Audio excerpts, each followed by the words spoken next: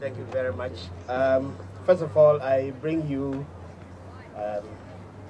greetings of solidarity from Ghana and from Africa.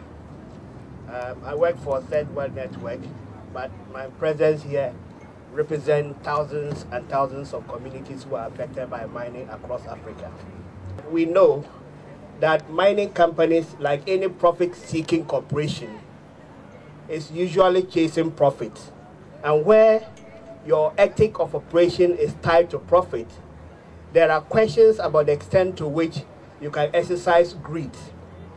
That is what pertains in Africa. All mining companies that are chasing profit knows no boundaries, they knows no community rights, they knows no community ownership, and they knows no community culture. This therefore requires some amount of regulation to balance profitability with ethical investment. We know that the standards of investment in Africa are terribly low. They are low in terms of protecting the environment. They are low in terms of protecting community rights. They are low in terms of translating the benefit of mining to development in Africa. And that is why we're very excited that Canada was taking a step to regulate Canadian mining operating internationally.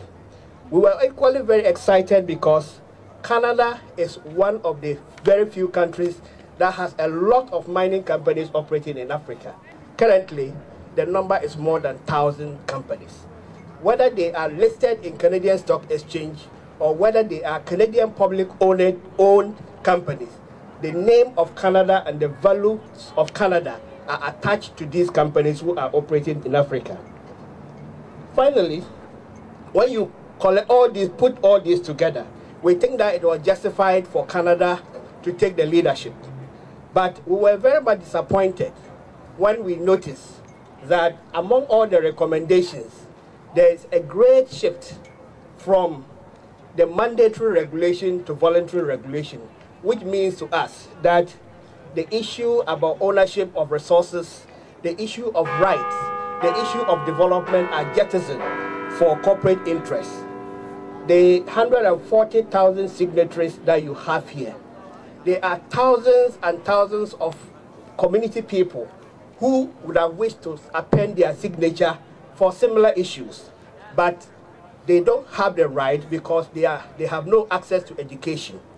The state has no the necessary resources to ensure access to education, and that was what we wanted Canada to regulate companies. We also know that through the Canadian International Development Agency, Canada is assisting in various ways. One of them is assisting African government to transform to democratic rule and entrenching democracy in Africa.